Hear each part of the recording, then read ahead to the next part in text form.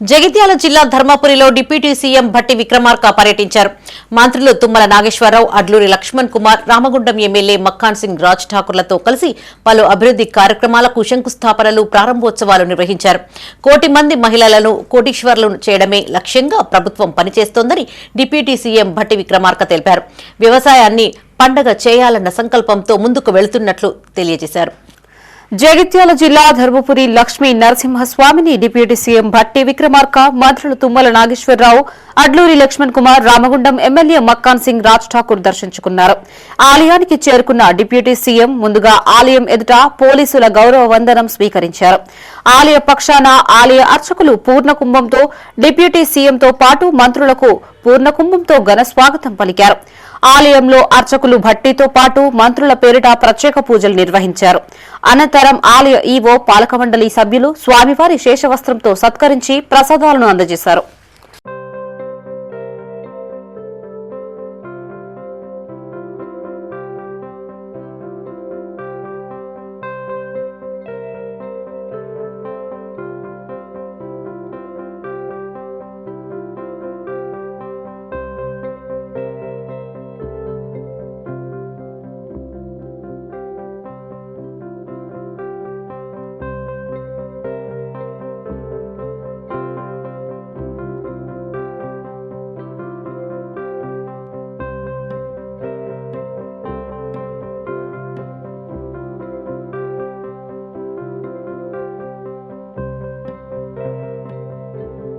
ప్రపంచంతో పోటీ పడేలా యంగ్ ఇండియా ఇంటిగ్రేటెడ్ స్కూళ్ల ద్వారా మెరుగైన విద్యను అందించేందుకు ప్రభుత్వం చిత్తశుద్దితో కృషి చేస్తుందని డిప్యూటీ సీఎం భట్టి విక్రమార్క అన్నారు. జగిత్యాల జిల్లా ధర్మపురిలో 265 కోట్ల వ్యయంతో నిర్మించనున్న పలు అభివృద్ది కార్యక్రమాలకు డిప్యూటీ సీఎం శంకుస్థాపనలు, ప్రారంభోత్సవాలు చేశారు. అనంతరం ఆయన మాట్లాడుతూ ఎన్నికల్లో ఇచ్చిన హామీల్లో భాగంగా మొదటి విడతగా 4.50 లక్షల ఇందిరమ్మ ఇండ్లను మంజూరు చేశామన్నారు. 1 కోటి మంది మహిళలను కోటీశ్వర్లని చేయడమే లక్ష్యంగా ఇప్పటికే 26,000 కోట్ల వడ్డీ లేని రుణాలని మంజూరు చేశామన్నారు. గత ప్రభుత్వ పాలనలో ఆర్థిక వ్యవస్థ చిన్నాభిన్నమైందన్నారు. మంత్రి అడ్లూరి లక్ష్మణ్ కోరిక మేరకు ధర్మపురి నియోజకవర్గానికి విద్యుత్ డివిజన్, సబ్ ట్రెజరీ కార్యాలయం మంజూరు చేస్తామని తెలిపారు. ఈ కార్యక్రమంలో మంత్రులు తుమ్మల నాగేశ్వరరావు, అడ్లూరి లక్ష్మణ్ కుమార్, ఎమ్మెల్యేలు మక్కాన్ సింగ్ రాజ్ ఠాకూర్, సంజయ్ కుమార్, విజయ రమణారావుతో పాటు పార్టీ నాయకులు, వివిధ శాఖల అధికారులు పాల్గొన్నారు.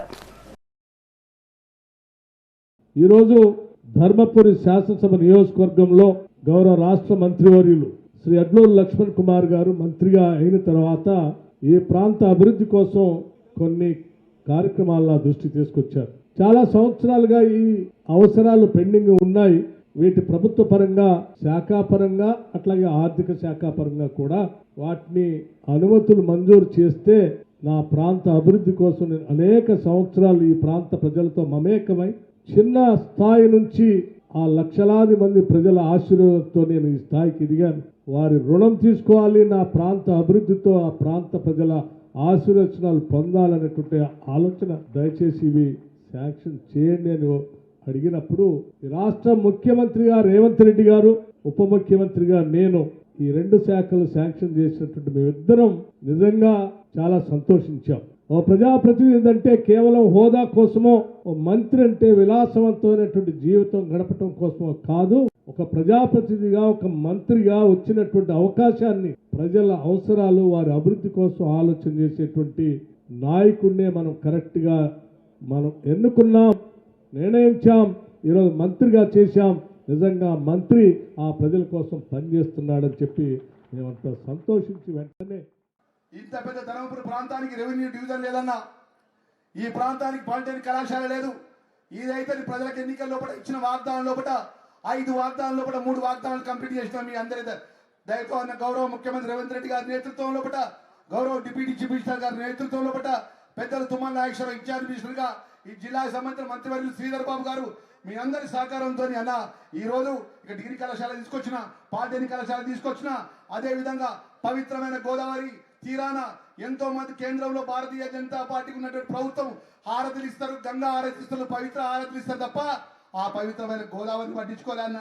నేను ఒక మాట అడగగానే అన్నావు, లక్ష్మణ్ కుమార్ సివరేజ్ సంబంధించిన డబ్బులు ఈరోజు నేరుగా ఇవ్వాలని కష్టమని చెప్పి డిప్యూటీ చీఫ్ మినిస్టర్ గారు అంటే నేను ఒక మాట రిక్వెస్ట్ చేసిన, అన్న ధర్మపురి ప్రజల యొక్క గుండె అన్న ఇక్కడ ప్రజల యొక్క పవిత్రమైన గోదావరి తీరాన పోతాయి, కలుషితమైన వాటర్ కలుస్తుంది.